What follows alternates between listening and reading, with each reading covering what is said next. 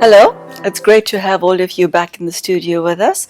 And today, in the series entitled Karma, Destiny, and Choice, we are going to look at the impact of the most powerful soul in all of time, called the divine or the supreme soul, depending on which culture you come from.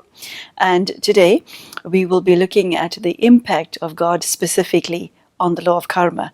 Sister Denise, it's a pleasure to have you in the studio with us as always. Thank you.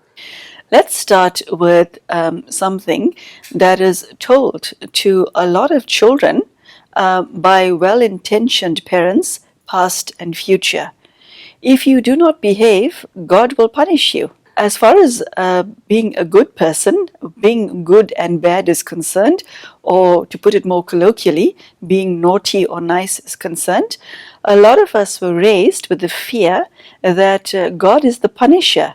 Is God the punisher? This is in cultures where people want to manipulate children, and they believe that children are fundamentally likely to be bad, and they want to support their idea that they are good and that their duty is to make the children good.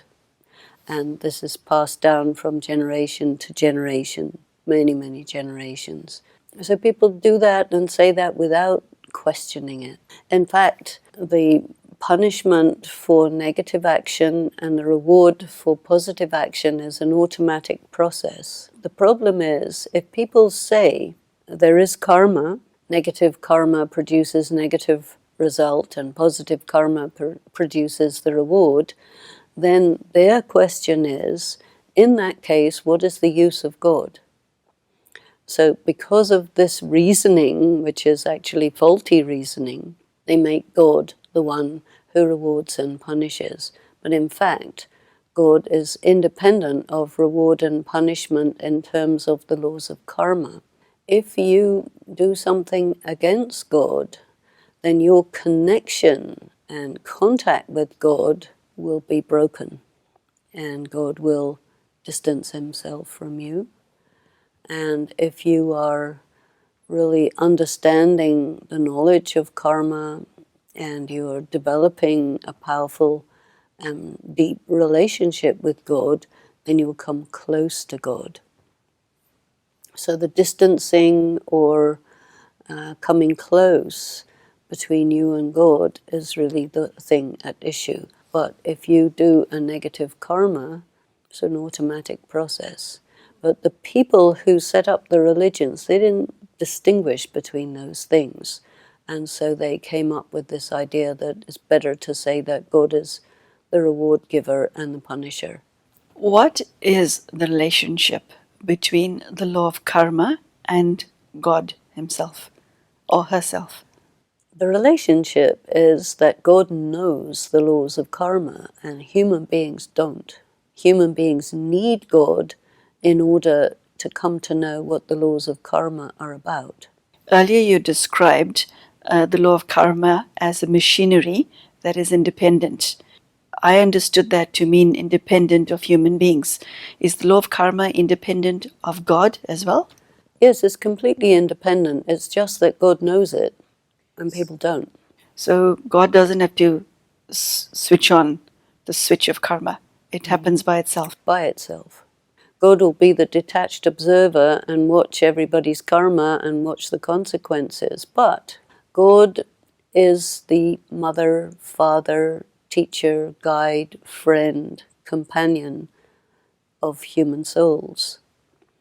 And so it is in the heart of God that human souls should understand this so that they perform correctly, so that they're close to Him. Whoa. From centuries ago, when human beings encounter problems, suffering, anguish, trauma, it is so deep within us to cry out to the divine for help in alleviating our burdens. It is so deep. Why is this? And surely he responds in some way. Oh, most definitely. And what is his response? When you call out to God for relief, God will give you relief, especially if you're sincere. Okay, so God has the power and the will to intervene. God is not going to stop the machinery of karma, but God is going to relieve your weakness, your inability to endure the suffering of karma. So that's a very powerful impact. So, Sister Denise, you have been advocating for spirituality through your words and through the way you lead your life. So, here's somebody who is new to spirituality and who's interested in walking the right path, as it were. And so, this person is aware of their karmic baggage or has an inkling because it's invisible. And then you go to God. In a previous episode, you said you don't ask God for anything. So you go to God with your karmic burdens, and you do what then? How do you engage with the Supreme Soul so that you're protected, you're kept safe? How does that uh, occur where you engage with God with dignity, not as a beggar? Please help me. I don't think you need to ask anything. The situation is obvious. You turn to God, you want God to be with you. Sometimes you may request help in that desperation. It's different from what I was saying before, where people tell God, do this, do that, do the other, tell him what to do. No, it's a different situation. You turn to God in your moment of great suffering, sorrow, difficulty, and God will respond. If you have developed a powerful relationship with God over a long period of time, you turn to God and you connect immediately. If you haven't, you turn to God, you don't know which way you're turning, you don't know who is God, you don't know what is God. It's a desperate thing. But I think if a person is really sincere and they turn to God, they definitely do experience relief. But this relief will be for a certain period of time, because God doesn't interfere in the settlement of your karma. So God will give you some temporary relief, like when you are ill and you have pain, you will get a shot of morphine, which will give you temporary relief. And then when it wears off, then you want another one, then you become an addict. Better way is if you develop a powerful relationship with God and you accumulate the power of the absorption of light and power from God. You accumulate from pure karma, you accumulate from knowledge. You have a stock. And then anyway you can turn to God, and maybe you turn to God all the time anyway, comes a period of suffering, you have the wherewithal to manage it, which is all provided to you by God anyway, because you have paid attention on this over a long period of time.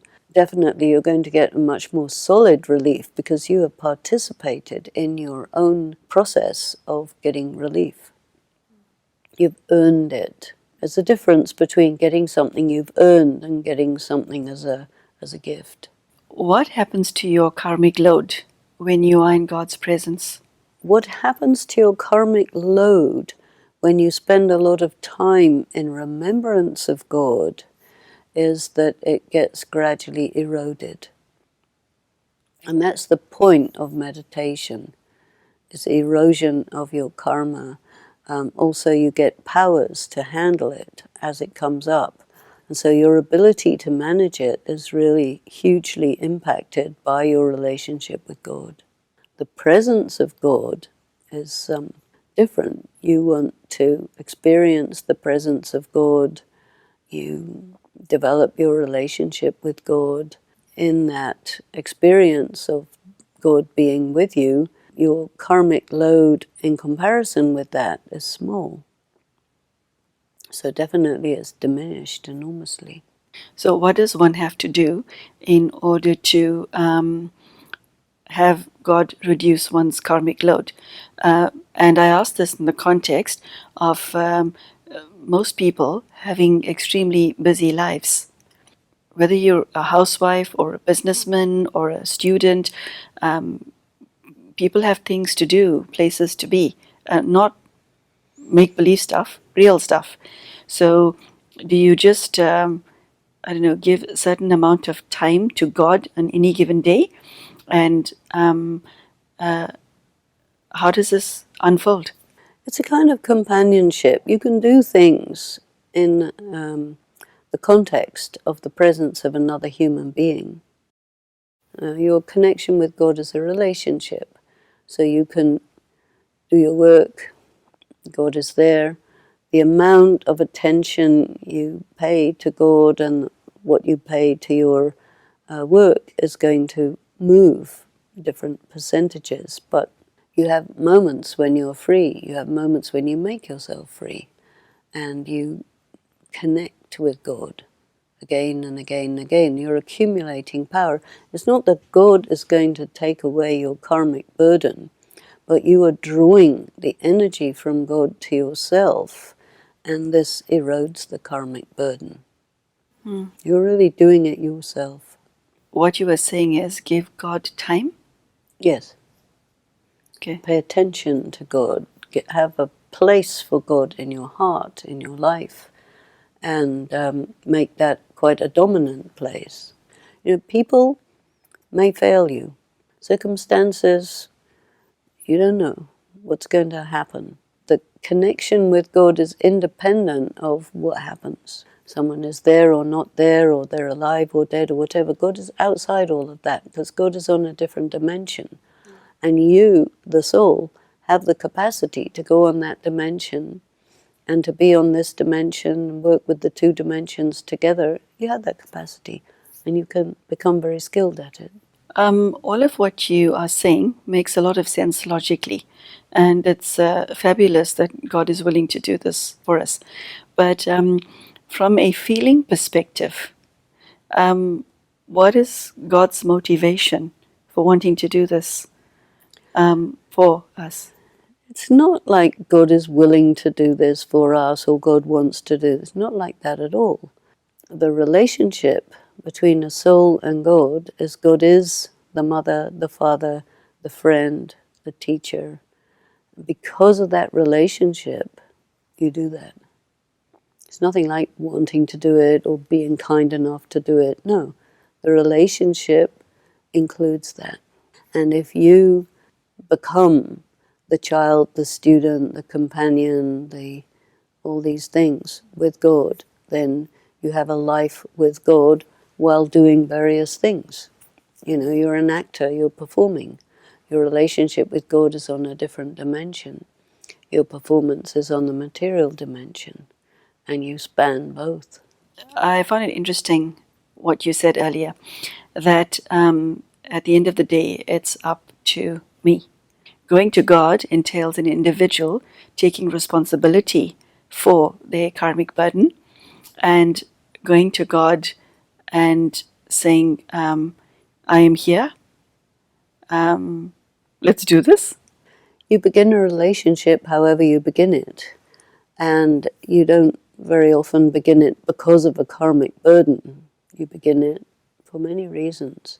The karmic burden presents itself in the course of the relationship, and because the relationship is strong, you have the presence of God with you, the companionship of God while you go through this. The phrase that comes to mind right now is something that I heard as a child, that God is love and love is God. How does that play out in terms of the law of karma? Well, God is not a vibration. God is an actual someone, but who is so intangible that people have, you know, if they feel the love of God, they think that is love and love is God, but it's not really quite like that.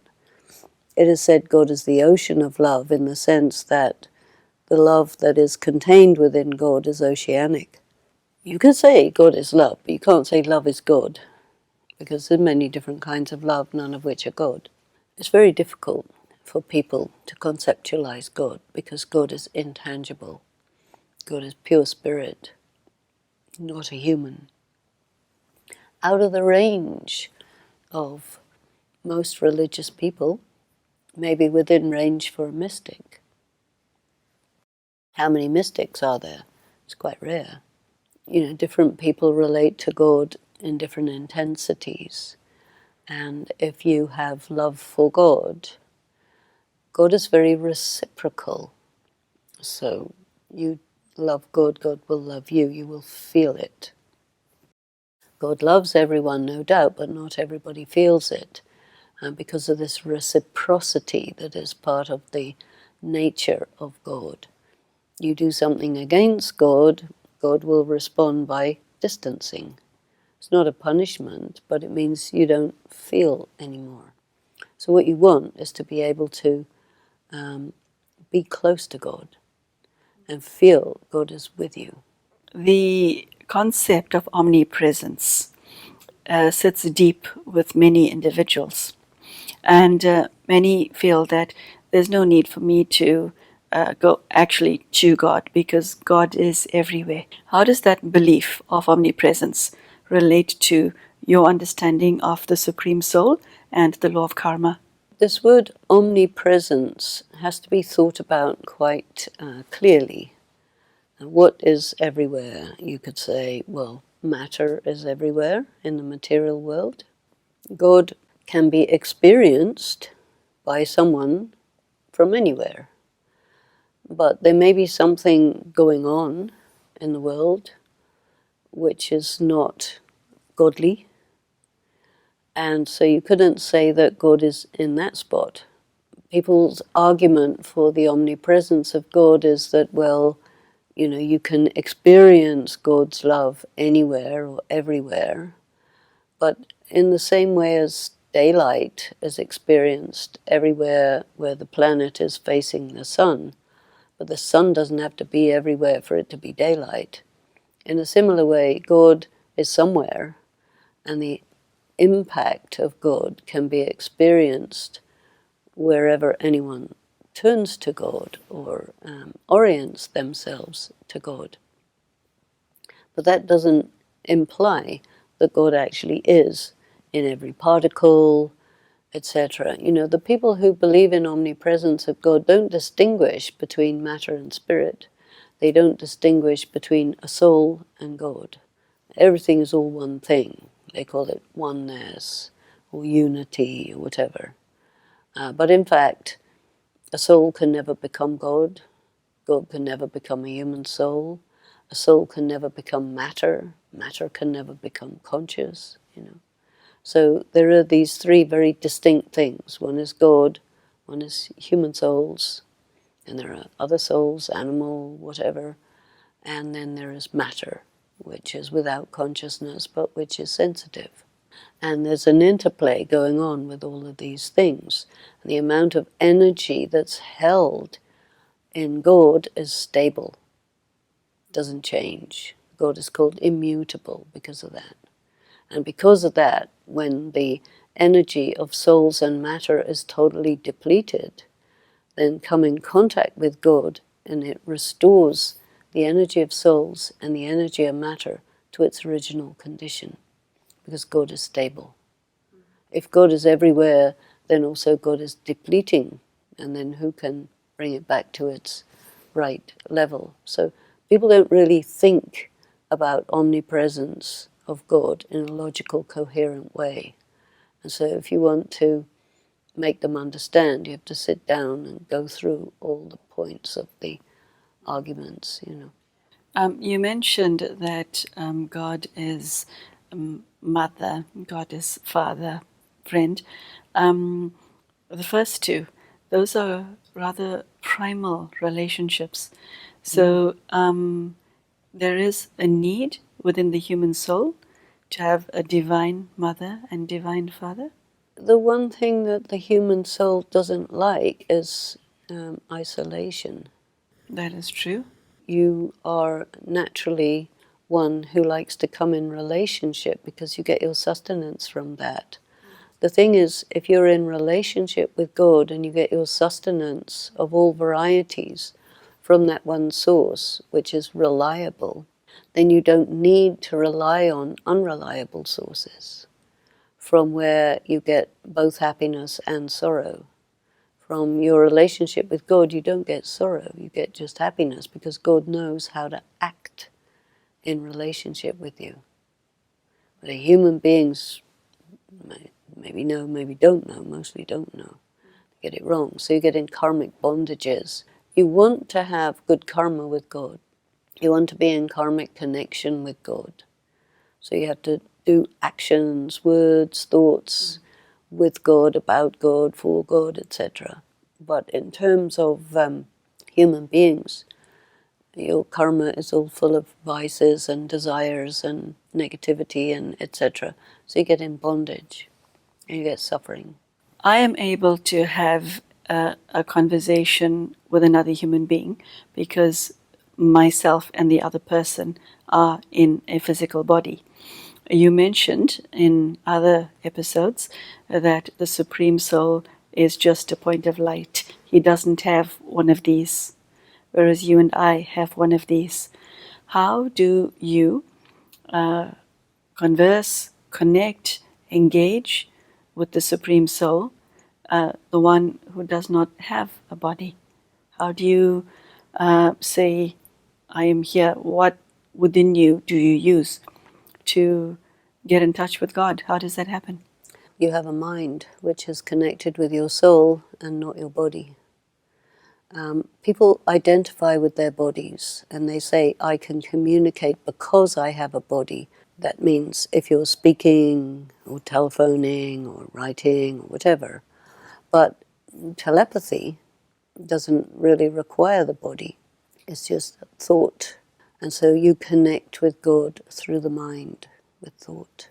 You can communicate with God. You can talk to God in your mind. You don't need a body for this. But you do need understanding. In order for God to communicate with people, He has to come to the level of people, to come to the earth and use the vehicle of a body to explain things and then take you to His level. Once you get the point, then you can operate on God's level. And this connection that you're referring to, it's not temporary, is it? It has to be an ongoing thing? Because it's independent of the body, it's independent of one life, another life, or whatever, whatever. Your relationship with God is an eternal thing. Your relationship on this earth is lots of temporary things. So it's different.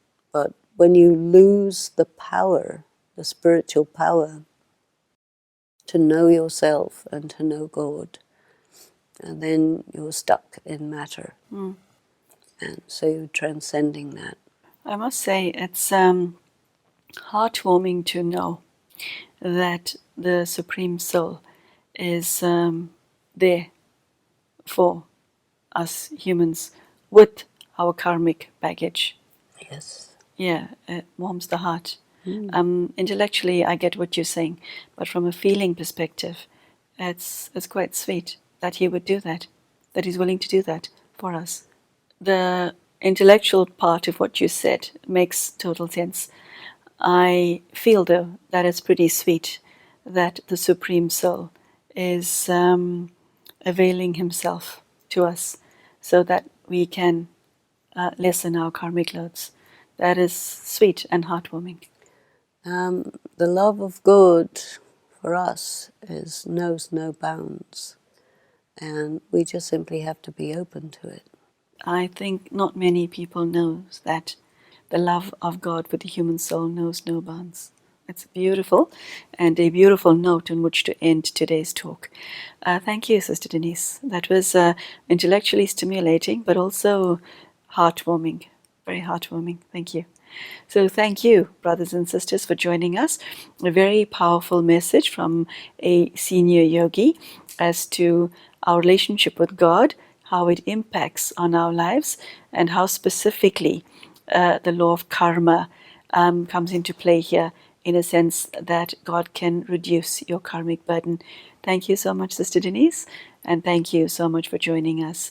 Take care and goodbye.